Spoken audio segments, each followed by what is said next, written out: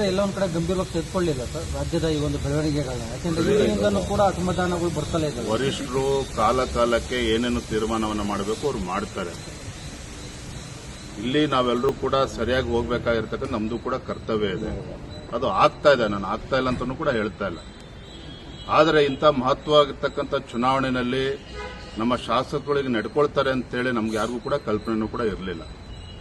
ಹಾಗಾಗಿ ನಾನು ಮತ್ತೆ ಹೇಳ್ತಾ ಇದ್ದೇನೆ, ನಾನು ತಮ್ಮ ಇವತ್ತು JDS ಪಕ್ಷಕ್ಕೂ ಕೂಡ ಅವ್ರಿಗೂ ಕೂಡ ವರಿಷ್ಠರು ನೋವಾಗಿದೆ, ನಮಗೂ ಕೂಡ ನೋವಾಗಿದೆ. ಇದನ್ನ ಎಲ್ಲಿ ಮಾತನಾಡಬೇಕು ಅದನ್ನ ಮಾತಾಡ್ತಾರೆ. DK ಶಿವಕುಮಾರ್ ಅವರಂತ ಒಂದು ರೀತಿಯಲ್ಲಿ ಚಾಣಕ್ಯ ನಡೆಯನ್ನು ಇಟ್ಟಿದ್ದಾರೆ. ಈಗ ಅಂಥವರ ವಿರುದ್ಧ ನಿಮ್ಮ ಸ್ಟ್ರಾಟಜಿ ಬದಲಾವಣೆ ಮಾಡ್ಕೋಬೇಕಾ ಹೇಗೆ?